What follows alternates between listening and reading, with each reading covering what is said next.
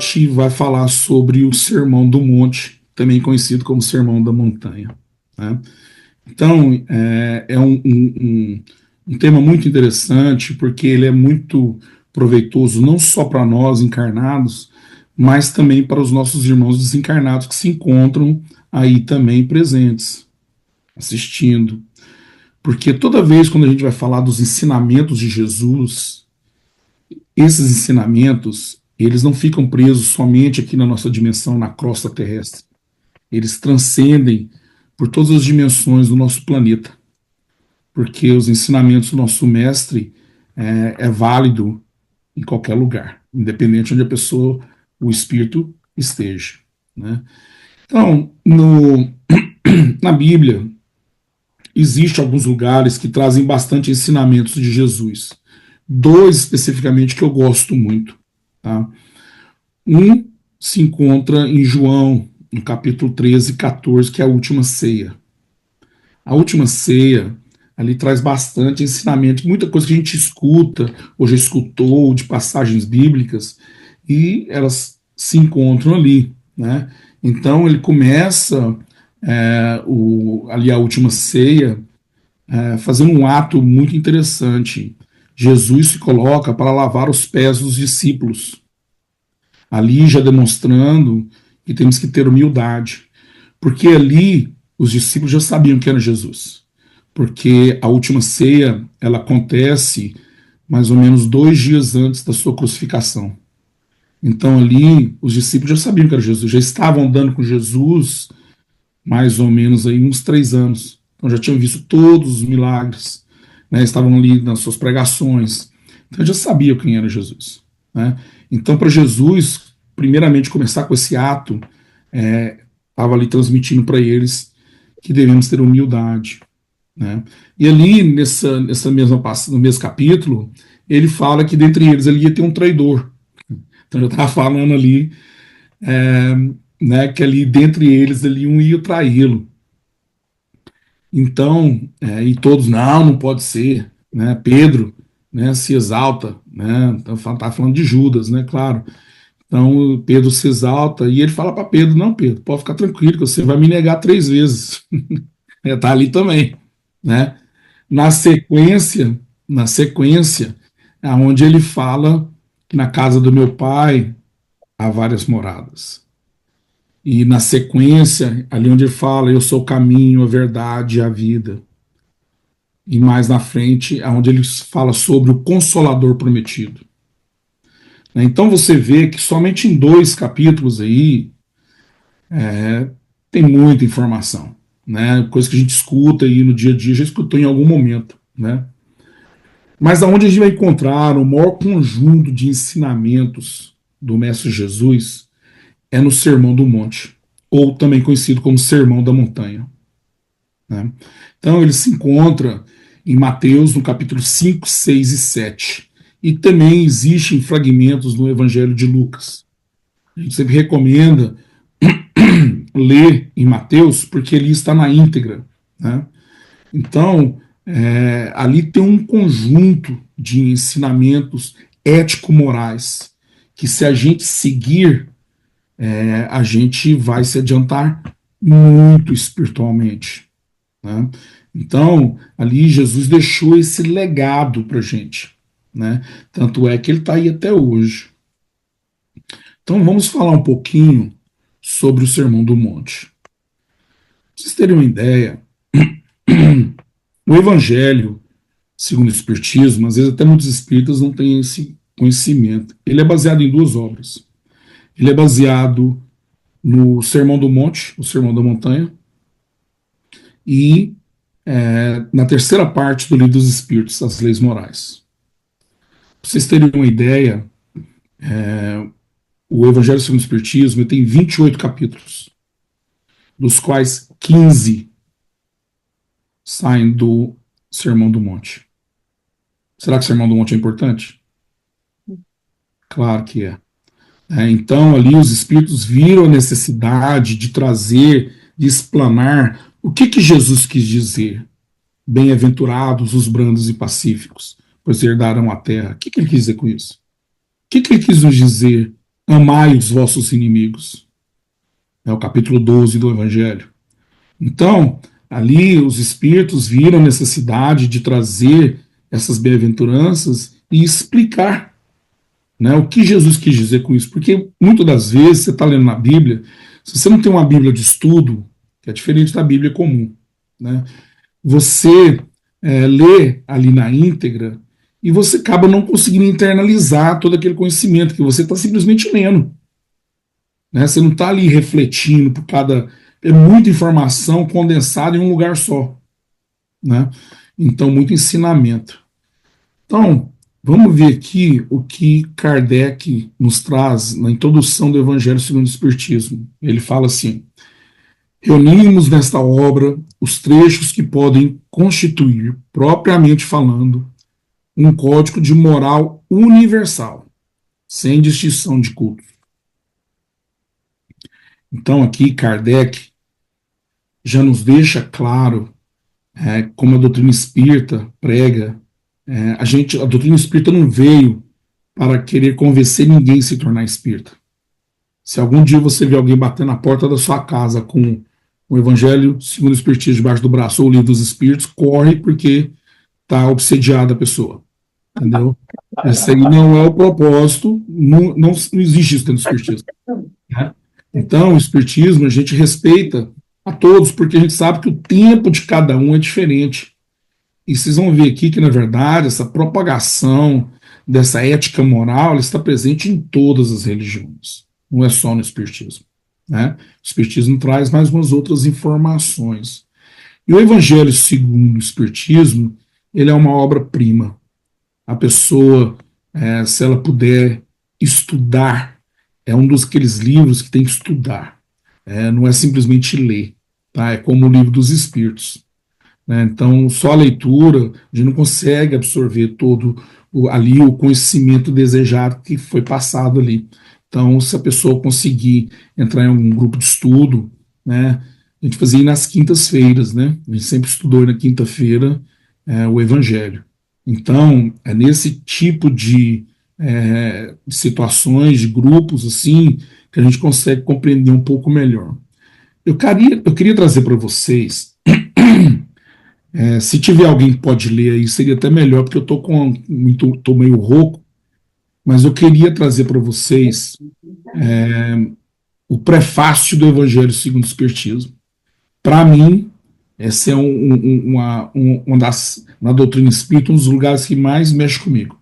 Então, ali vocês vão ver, uma passagem escrita pelo Espírito de Verdade, vulgo Jesus, né?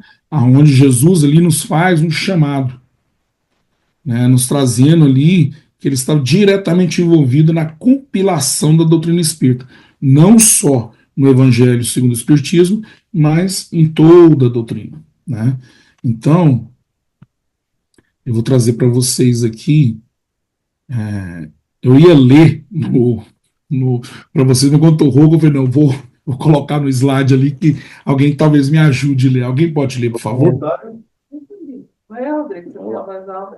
O Evangelho segundo o Espiritismo.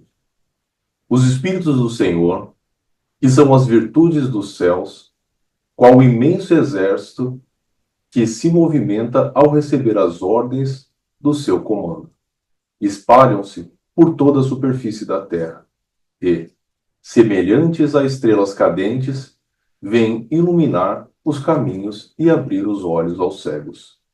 Eu vos digo, em verdade, que são chegados os tempos em que todas as coisas hão de ser restabelecidas no seu verdadeiro sentido, para dissipar as trevas, confundir os orgulhosos e glorificar os justos. As grandes vozes do céu ressoam como sons de trombetas, e os cânticos dos anjos se lhes associam. Nós vos convidamos, a vós homens, para o divino concerto. Tomai da lira, fazei uníssonas vossas vozes, e que, num hino sagrado, elas se estendam e repercutam de um extremo ao outro do universo. Homens, irmãos a quem amamos, aqui estamos juntos de vós.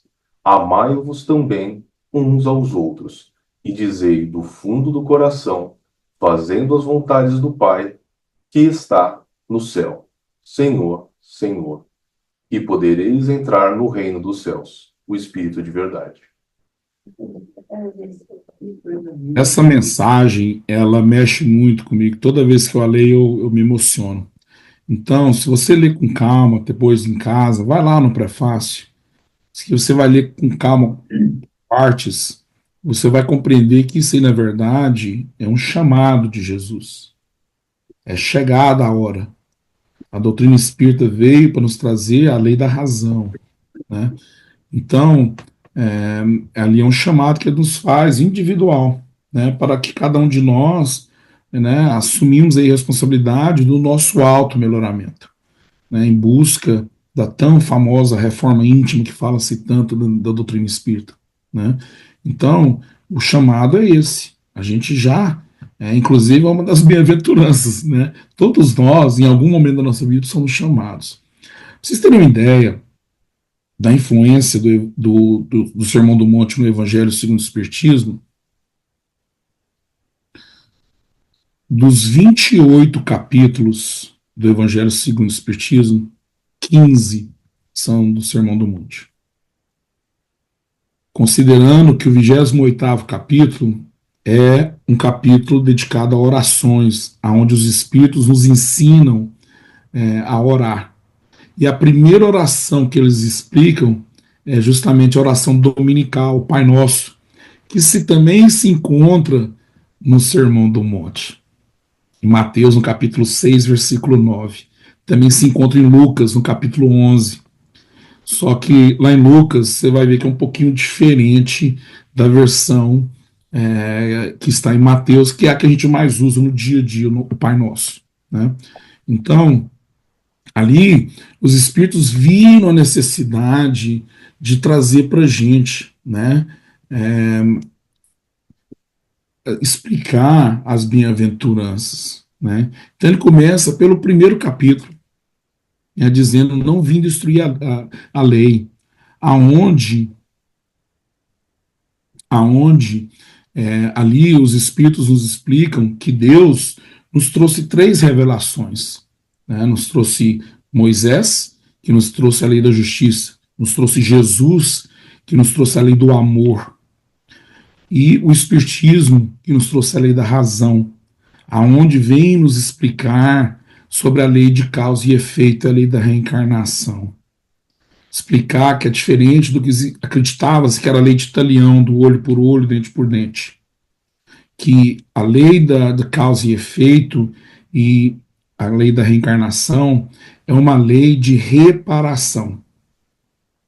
Ela não é punitiva, ela é pedagógica, educativa, com o intuito de buscar o melhoramento do ser, de ressarcir aqueles erros cometidos em vidas pretéritas, né? Então esse é o intuito, ele deixa bem explicado. E aí você parte para o capítulo 5º, que é o capítulo mais longo do Evangelho segundo o Espiritismo, né? Fala: bem-aventurados os aflitos, pois serão consolados. Ali ele nos fala das causas das aflições, muito ligada à lei de causa e efeito, à lei da reencarnação, né? Então, muitas das aflições que temos, por que estamos passando por ela, né? Então, no capítulo 7º, bem-aventurados os pobres de espíritos, pois deles é o reino dos céus, né? Então, ali ele já fala sobre a humildade, inclusive o Sermão do Monte começa com essa primeira bem-aventurança, né? Onde ele demonstra para a gente, na última ceia, que devemos ser humildes, sem ostentação, né? Então, no capítulo 8º, ele nos fala: bem-aventurados os puros de coração, porquanto verão a Deus. Aqui ele nos fala sobre a simplicidade, né? Sobre inclusive o pecado do pensamento, que hoje a gente sabe que às vezes a gente, né, às vezes não está falando a coisa, mas está pensando negativamente, a gente já sabe os malefícios que isso faz também. Lógico, a gente não vai simplesmente mudar do dia para a noite. Mas tendo esses conhecimentos, a gente consegue desenvolver gatilhos na nossa psique para a gente se moldando, para a gente se melhorando, né? Então, no capítulo 9, ele nos fala: bem-aventurados os mansos e pacíficos, também conhecidos como os brandos e pacíficos, né? Pois herdarão a terra. Aqui ele fala da afiabilidade, da doçura, que a gente deve se abrandar, que a gente deve se acalmar, né? Quantas e quantas situações poderíamos ter evitado, de situações adversas, que muitas das vezes a gente foi impulsivo na hora, né? A impulsividade, ao invés de agir com a razão. Isso é, inclusive, uma das coisas que mais nos diferenciam de espíritos mais evoluídos, porque eles colocam a energia necessária, tira a emoção da situação, né? No capítulo 10, ele fala: bem-aventurados os misericordiosos, né? Então aqui ele está falando sobre o perdão, né? O perdão, ele inclusive se encontra na oração dominical. Devemos perdoar para sermos perdoados, né? A doutrina espírita nos explica que o perdão é necessário porque é a causa de muitas obsessões, inclusive, que às vezes espíritos que ficam vidas e vidas, né, degladiando uns com os outros, né, muito por uma questão de um não perdoar o outro. No capítulo 11, ali, Jesus nos fala: amai o próximo como a si mesmo, né? Então, esse é um pouco diferente, que na verdade isso já existia na lei mosaica, né? No Velho Testamento, no Torá. Então, como existia amar a Deus acima de todas as coisas, com todo o seu coração, isso está em Deuteronômio. Essa de amar ao próximo como a si mesmo está em Levíticos. Então, isso aí, Jesus estava simplesmente relembrando o povo hebreu ali daquela época o que eles deviam fazer, né? Que Jesus nos trouxe a lei do amor, porque a gente até então tinha, você vê, é uma distinção muito grande quando você lê o Velho Testamento, o Deus do Velho Testamento, Paiê, como o Deus que Jesus nos traz, que é o nosso Pai, que somos criados à sua semelhança. Ali Jesus nos trouxe a noção do amor, né? Então, que a gente até então, até hoje temos dificuldade, né, de compreender, que é justamente o próximo capítulo, capítulo 12, né? Amai os vossos inimigos. Isso aí sim, isso aí foi Jesus que proferiu. Então, você imagina, se hoje temos uma dificuldade tremenda de ter essa compreensão, naquela época, né, pessoal, hoje tem dificuldade, né? O que Jesus nos trouxe ali, o amar o vosso inimigo? Ele nos ensinou sobre o amor ágape, o amor fraternal, que devemos compreender o próximo, porque aquele ser, ele se encontra daquela maneira, ele não é daquela maneira. Então a diferença é bem grande, né? Então a gente compreende que naquela situação, com aquele ser que cometeu um ato errôneo contra a gente, se encontrava doente espiritualmente, né? Com o passar do tempo, com certeza vai se arrepender, como nós já arrependemos de coisas que fizemos no passado, né? Então, com o passar do tempo, a gente vai tendo uma compreensão melhor das coisas e a gente vê que poderia ter agido um pouco diferente. Que Santo Agostinho nos ensina, lá na questão 919A do Livro dos Espíritos, das Leis Morais, né? De fazer aquela reflexão diária das nossas ações, né? No capítulo 13º, capítulo 13, não saiba a vossa mão esquerda o que faz a mão direita. Aqui, Jesus estava falando sobre a questão da ostentação, né? Que quando fazemos o bem, nós devemos fazer sem precisar os outros, né? Sem precisar se mostrar muito, né? Então, realmente viver uma vida mais tranquila, né? Sem muita ostentação, que hoje a gente vê com as redes sociais, o Pessoal, todo mundo vive num mundo que às vezes não é aquilo ali realmente que a pessoa está colocando ali nas redes sociais, né? No capítulo 15, ele traz a máxima da doutrina espírita, né? Que inclusive está na entrada aí, na porta do centro e na entrada tem isso aí. Quando nós colocamos isso aí, foi colocado isso aí junto, né? Fora da caridade não há salvação. Essa é a máxima da doutrina espírita. Por quê? Até Kardec, a igreja trazia aquela noção de que fora da igreja não há salvação. Só que a gente sabe que existe uma série de problemas aí, né? Por quê? Dentro da igreja não existe ali aquele entendimento de tudo que é colocado no cristianismo, né? O que sobre Jesus. Jesus é o Filho de Deus ou ele é Deus? O que acontece depois quando a gente desencarna, quando a gente morre, vai para o céu, vai para o inferno, vai para onde que vai, né? Então não é a igreja que vai nos trazer essa salvação. A caridade é diferente. A caridade, ela independe se a pessoa é cristã, se ela é muçulmana, se ela é uma pessoa que pratica o judaísmo, né? A caridade, você consegue equacionar tudo isso, né? Porque é você ajudar o próximo sem esperar nada em retorno. Então, por isso que esse é o lema da doutrina espírita. No capítulo 17, ali ele nos fala sedes perfeitos. Esse é o final do Sermão do Monte, ele termina com isso aí, né? Falando sedes perfeitos. Aonde você vai lá no capítulo 17, tem uma passagem que fala assim: conheces o verdadeiro espírita pela sua transformação moral e pela sua capacidade de lidar com as suas más tendências, né? Se a gente parar para pensar, esse é o propósito nosso na Terra, da gente buscar a nossa melhoria moral, porque o conhecimento ele vai vir. Ah, como assim? A gente não somos reencarnacionistas? Com o passar do tempo, o conhecimento vai vir através das reencarnações. Uma encarnação, você é advogado, na outra você é engenheiro, na outra você é médico, na outra você é escravo, na outra você é gari, de tudo. Você é homem, mulher, né? Então o conhecimento ele vai vir, né? Agora a moral depende de cada um individualmente, né? Essa é a parte mais difícil, né? Então, ali, ele também nos coloca, no capítulo 18º, muitos os chamados, poucos os escolhidos, né? Então, em algum momento, da, em algum momento da nossa vida, nós fomos chamados ou seremos chamados.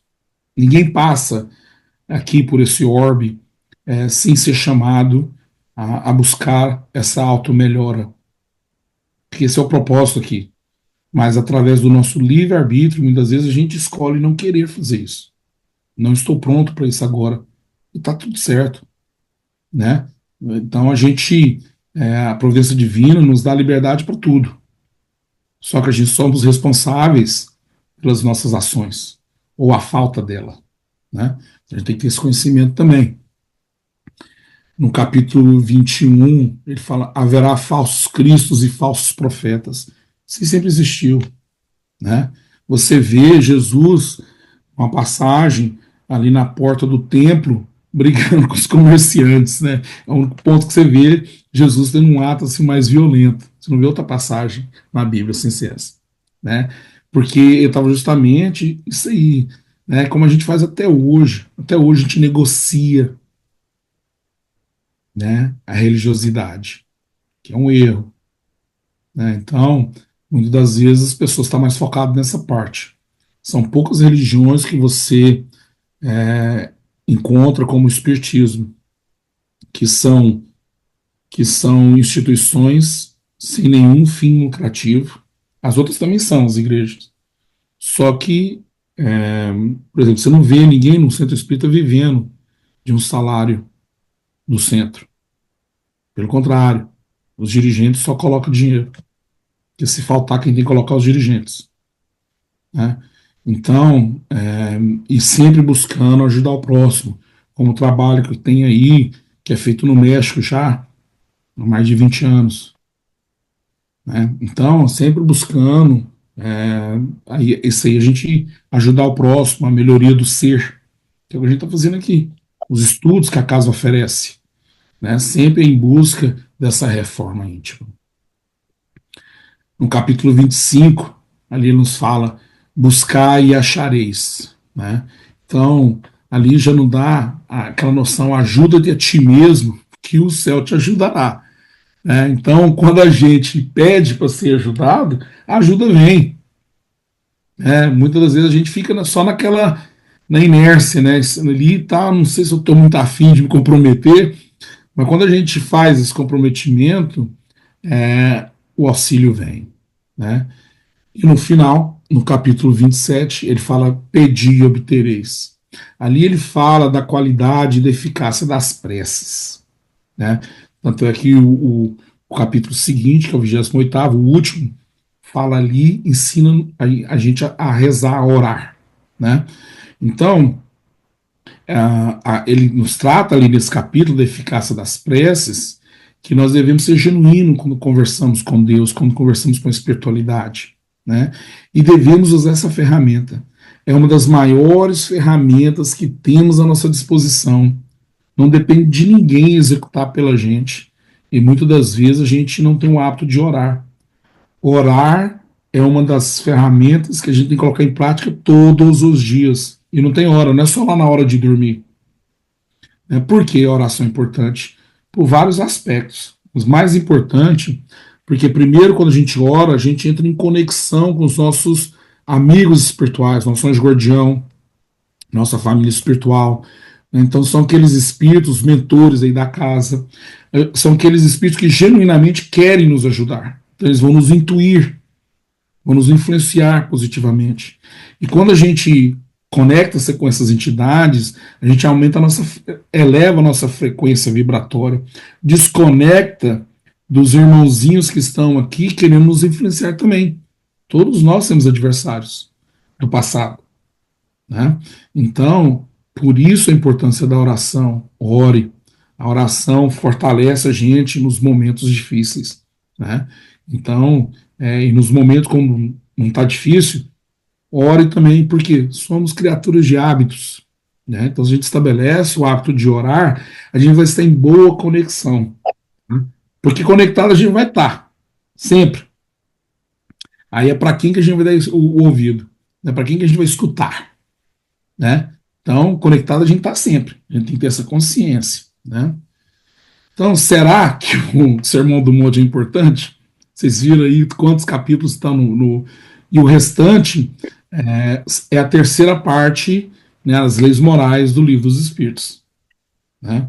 Então, é um livro maravilhoso de se ler e a gente, com certeza, aprende muito ali. Né? Emmanuel, ele nos traz no livro Há 2000 anos, um livro muito interessante de se ler. Né? Quando ele era um senador romano, Públio Lentulus, ali foi que ele conheceu Jesus. Né? Então, ele fala o seguinte, deixa eu mudar aqui um pouquinho, tem um negócio que está na minha frente aqui, aí melhorou. Perfeito. Começará o mestre um sermão de beleza inconfundível, e suas palavras pareciam tocar os espíritos mais empedernidos, mais duro coração, né? Figurando-se que os ensinamentos ressoavam nos cantos de toda a Galileia, ecoando pelo mundo inteiro, previamente modelados para caminhar no mundo com a própria eternidade. Tanto é, 2000 anos depois, aqui estamos estudando. Está caminhando aí com a gente e vai ficar presente. Por quê? O Sermão do Monte, como a gente falou ali inicialmente, é um conjunto de ensinamentos éticos morais que estão presentes em todas as religiões. Esses ensinamentos não é só do cristianismo. São os mesmos ensinamentos que estão nos Vedas dos hindus, que estão no Torá dos judeus, que estão no Alcorão dos muçulmanos. É o mesmo ensinamento, né? Então, tanto é que a gente vê um espírito que passou por aqui, muito evoluído, chamado Mahatma Gandhi. Ele nos fala o seguinte: o Sermão do Monte é uma bela página da humanidade. Por si só, preservaria os patrimônios espirituais humanos, ainda que se perdessem os livros sagrados de todas as religiões. Ele não era cristão, era hindu, né? E então ele, quando estudou isso, porque quando ele foi para a Inglaterra, e para a África do Sul, né? Então ele foi exposto à sociedade ocidental e ali ele estudou. Quando ele leu o Sermão do Monte, né? Ele está tudo ali. É os mesmos ensinamentos que ele estudou nos Vedas, né? Então, ele é uma pessoa muito interessante, né? Até uma vez um repórter perguntou para ele, né? E ele falou assim, falou, você sabe qual é o problema do cristianismo? Aí o cara falou, não, qual que é? Falei assim, os cristãos. Então, porque a gente, você vê que dentro mesmo do cristianismo não tem uma unidade, né? Cada um quer fazer da sua maneira, né? Então, é o fator ser humano, né? Joana de Ângeles nos traz, o Sermão do Monte é uma carta magna dos direitos humanos. O estudo que fazemos aí com ela, né? Nas terças-feiras. O Sermão do Humberto de Campos, o irmão X, nos fala, o Sermão do Monte é a plataforma para Deus, né? Uma plataforma de conexão para com Deus. Carlos Mestres, um teólogo, fala: o Sermão do Monte é uma espécie de resumo da mensagem de Jesus. Então, se a gente conseguir, né, resumir esses mais ou menos 3 anos de ministério de Jesus aqui pela Terra, resume-se no Sermão do Monte, né? Então, ali, quando você tiver uma oportunidade, lê com calma Mateus capítulo 5, 6 e 7.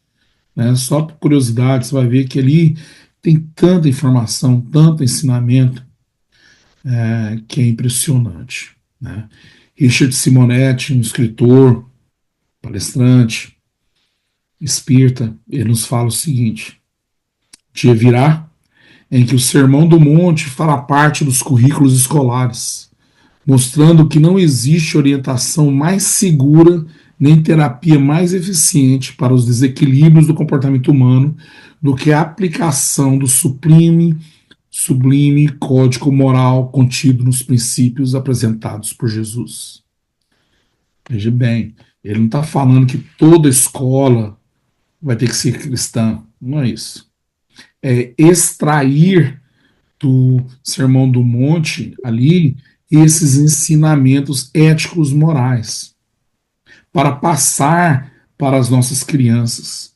Porque muitas das vezes a gente fica pensando assim: nós estamos vivendo um momento de transição, né? Inclusive a gente já está até data, né? Em 2059 estaremos no mundo de regeneração. Será? Por quê?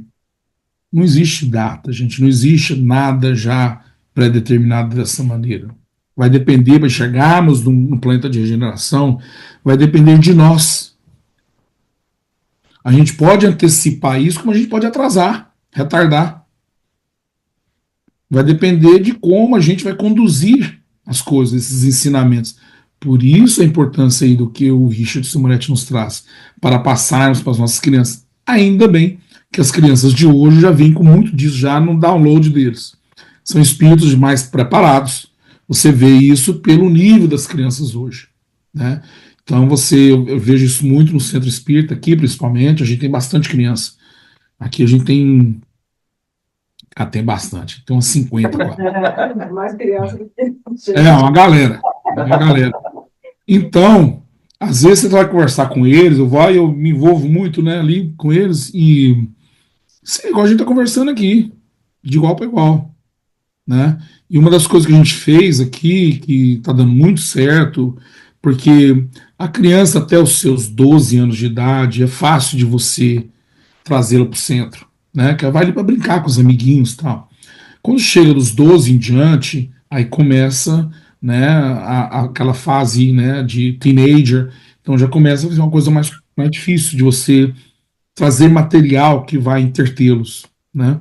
O que a gente descobriu aqui foi que através do teatro, das artes e da tecnologia é onde a gente consegue segurá-los, né? Então a gente faz muito aqui peças teatrais, né? A última que foi feita foi na última foi da festa de Natal, né? A penúltima grande que eles fizeram foi sobre a vida de Allan Kardec. Então é muito legal porque envolve todas as crianças, né? Eles vão lá fazer o homework, que no celular, todos têm celulares, né? Então eles trouxeram é, pessoas envolvidas naquele contexto, na época de Kardec, como a irmã Dufort, por exemplo, que é uma pessoa que teve uma passagem muito breve ali no começo com Kardec, mas muito importante. Então, eles tiveram que, eles que trouxeram. Aí vieram me perguntar: quem que foi essa irmã do Fó? Eu falei: quem que está falando isso? Aí foram as próprias crianças. Tudo bom. Eu falei: não, põe. Aí expliquei quem que ela era tal. É, então, aqui vai uma sugestão, né? Então, para os evangelizadores. Então, o Sermão do Monte é justamente esse convite sedutor que a gente recebe, né? Porque é como a gente falou anteriormente, em algum momento da nossa vida, a gente vai ser convidado por Jesus. Ele ali nos estende a mão, né, nos convidando. Aí vai depender da gente. Não vai ser forçado. É o que a doutrina espírita nos traz. E não força ninguém a nada. Não precisa colocar medo em ninguém. Ah, se você não fizer isso, vai para o inferno. Não, não. Não. Somente explica que toda ação tem uma reação, né? Então, esse convite, ele é claro. Eu te falo porque muitas das vezes a gente vê isso muito em mesa mediúnica. Então, a gente já trabalha em mesa mediúnica já há bastante tempo, né? Mais de 20 anos. Então, você vê as entidades que chegam ali, eles muitas das vezes se arrependem em algum momento, quando foi oferecida essa conexão para com a providência divina, ele ou ela ali resolveu não fazer. Mais tarde, quando descobre que a vida continua, eles achavam que era uma vida só, né? Quando descobre da pluralidade das vidas, né? Que existe a vida depois da vida, a vida verdadeira mesmo, que a vida verdadeira é a vida espiritual, né? Então, aí ali né, eles ficam um pouco desapontados, né? Mas não tem problema, vai ter outra oportunidade. Então, o tempo está a favor da providência divina. Só depende da gente, do que? Do despertar, que é o que a doutrina espírita nos convida todos os dias. Temos o despertar espiritual. Hoje melhor do que ontem, amanhã melhor do que hoje. Tentarmos. Temos, assim, essa noção que a gente está querendo fazer isso. A gente está querendo se melhorar. Desenvolver gatilhos para nos lembrar de situações adversas, quando a gente está. Todos nós ainda trazemos com a gente muitas vicissitudes, né? Então, quando a gente começar a caminhar nesse caminho, falou: opa, eu já andei por aí, eu sei que por aí não vai terminar bem, né? Não é isso, né? Então, é, vamos falar aqui rapidamente como é que a gente chegou no, no Sermão do Monte. Isso aqui é uma linha de tempo só para trazer até o Sermão do Monte. A gente não está falando aqui do ministério de Jesus, que senão isso é outra palestra, não tinha nada a ver, né? Tanto é que a gente já começa aqui onde começa o ministério de Jesus, né? A gente tem pouca informação na Bíblia, na verdade, e a gente não tem, sem ser a Bíblia, né? Você não tem, assim, autores que nos trazem informações. As mais antigas você tem de autores como Fábio Joséfos, e dentre outros, né, que nos trouxeram algumas informações, mas eles também não conheceram Jesus, né? Então, as informações que a gente tem mais antigas ali o nascimento de Jesus, né? Depois disso, quando ele tinha mais ou menos 12 anos de idade, quando esqueceram ele, né, quando eles foram para fazer a Páscoa, né, hebraica, né, eles acabaram indo para Jerusalém e quando eles estavam depois no regressando, um dia e meio depois, notaram que Jesus não estava na caravana, né? Aí voltaram para trás. Aí chegam lá, tá lá Jesus no templo, conversando ali com os professores, né, os doutores da lei da época, no Sinédrio, no templo, né? Então, ali ele com 12 anos de idade, né? Então, o ministério, na verdade, começa com o batismo de Jesus, né? Então, João Batista, que era primo de Jesus, né? Ele era a mãe de Jesus, Maria, era prima de Isabel, né? Então, quando Jesus nasce, João Batista era um pouquinho mais velho que Jesus, eram próximos à idade, né? Então, infelizmente, é, João Batista ele veio com esse propósito de divulgar a vinda do Messias e assim o fez. Só que, né, o pessoal da época não reconheceu. Tanto é que, de acordo com todas o que Jesus tinha que fazer como Messias, né, que estavam no Velho Testamento, ele cumpriu todas as profecias. Todas as profecias foram cumpridas, só que eles não conseguiram identificar, né? Então foi um erro, né? Então, infelizmente, Jesus ficou muito triste quando descobriu que isso foi depois, uma situação depois, né, que João Batista foi decapitado, né, por Herodes Antipas, né? Então ali ele ficou muito triste com isso.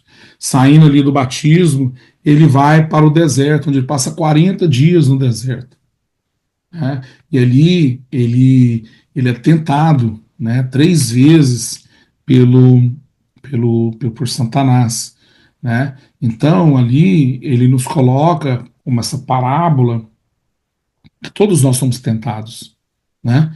Então a gente tem que vencer a nós mesmos, né? Então ali, de não entrar muito em detalhe para não alongar muito, né? Chega um ponto que Satanás vira para ele e fala, né? Se és mesmo filho de Deus, né? Manda aquela pedra ali se transformar em pão. Ele estava ali já tinha um certo tempo, né? Aí ele fala, o homem não deve viver somente de pão, né? Então ele tentou de todo jeito, não conseguiu, né? Saindo dali do deserto, ele chega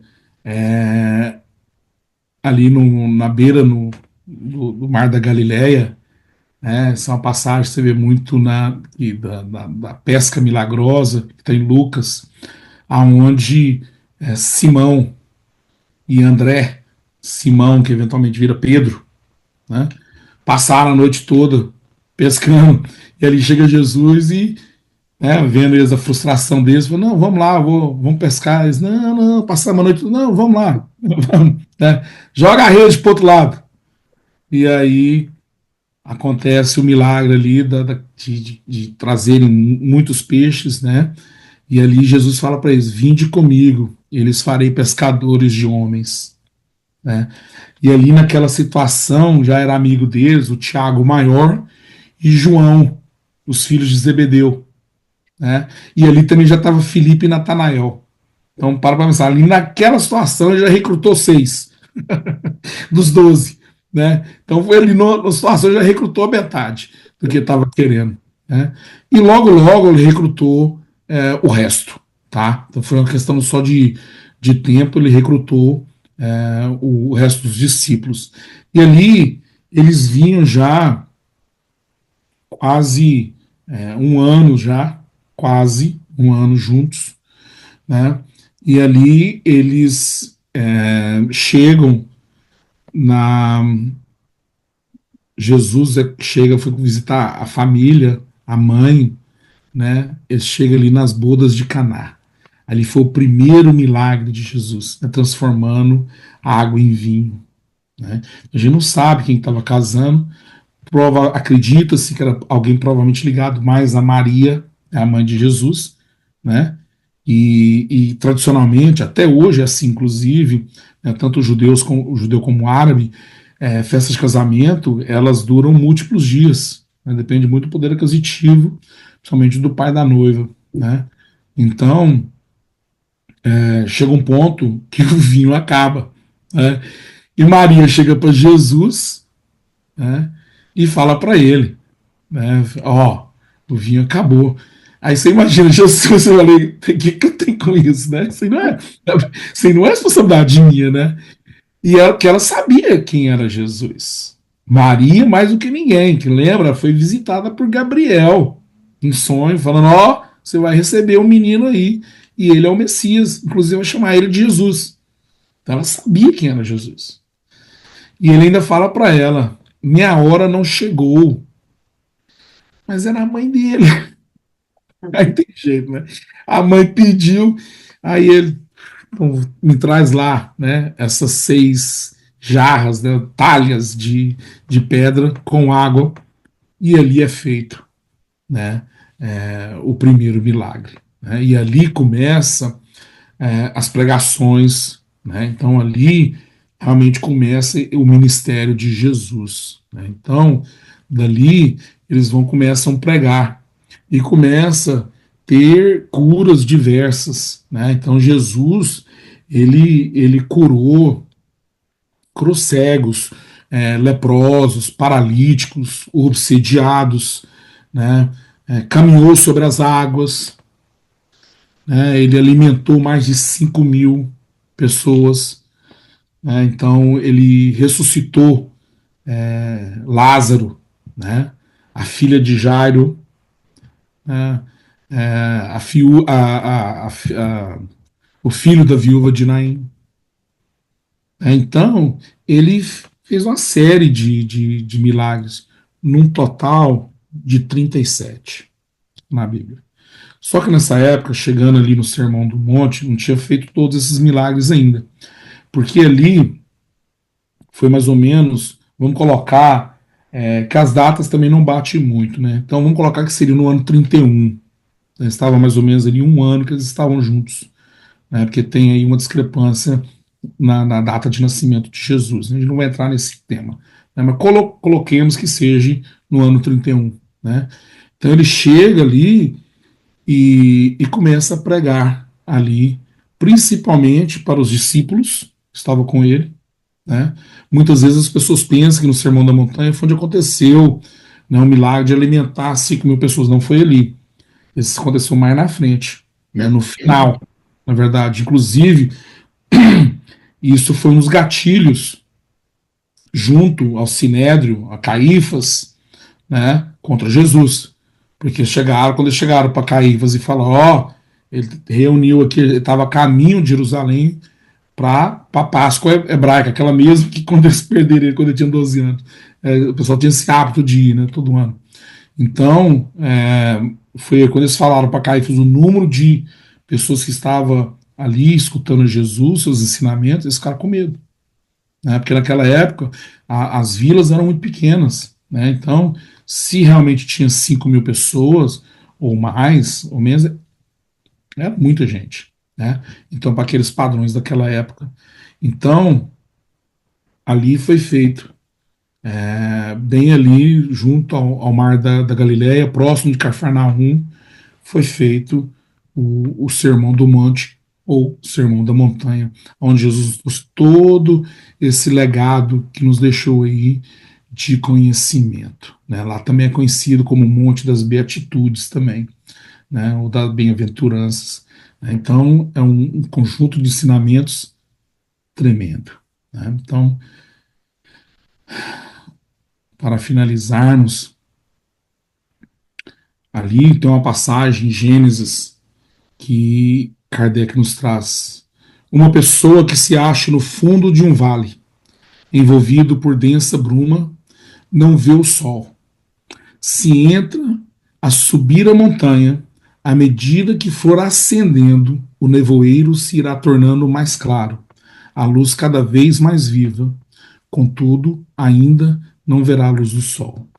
Só depois que se haja elevado acima da camada brumosa e chegado a um ponto onde o ar esteja perfeitamente límpido, ela o contemplará em todo o seu esplendor.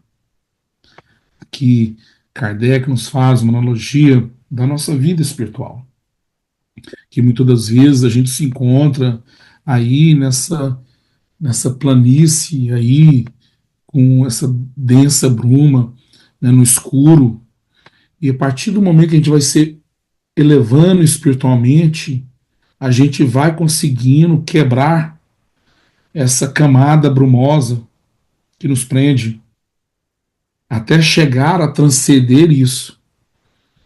Porque lá em cima, quem está nos esperando é Jesus. Lá no alto do monte, nos esperando, pronto para nos ensinar. Né? Então, cabe a cada um de nós, né, buscarmos este caminho. Para alguns, vai ser uma subida vertical. Para muitos de nós, é aquele um zigue-zague. Né? Mas a gente tem que sempre tentar e buscar o nosso melhor. Nós temos que entendermos o porquê estamos aqui. Nós não somos seres humanos em uma jornada espiritual, mas sim ao contrário. Somos seres espirituais em uma jornada humana. Estamos aqui na Terra com esse propósito de buscar mais conhecimento e de melhorarmos, acima de tudo, a nossa moralidade. Que com isso a gente vai se elevando e, eventualmente, chegaremos de encontro com o nosso Mestre amado Jesus. Essa é a mensagem que eu tenho para vocês no dia de hoje. Então vamos elevar os nossos pensamentos, agradecer a Deus pela oportunidade de estarmos sendo expostos a essa doutrina maravilhosa, que irá nos auxiliar não só agora em essa vida, mas por outras que estão por vir, porque é um conhecimento adquirido. Agradecemos ao nosso Mestre amado Jesus por ter nos deixado este grande legado da lei do amor, os seus ensinamentos que estão repletos no Sermão do Monte, no Sermão da Montanha. Agradecemos pela sua dedicação que tem para conosco. Acredita em nós e nós devemos acreditar nele também, seguindo o seu caminho, seguindo as pegadas que ele deixou nas areias aqui da terra quando por aqui passou. Ele nos fala: siga-me, eu sou o caminho, a verdade e a vida, e ninguém vai ao Pai senão por mim. Então ele já nos deixou o caminho, a rota que devemos seguir, só depende de nós. Então assim agradecemos a presença de todos os irmãos que compareceram no dia de hoje, encarnados e desencarnados. Damos por encerrados os nossos estudos. Em nome de Jesus, que assim seja.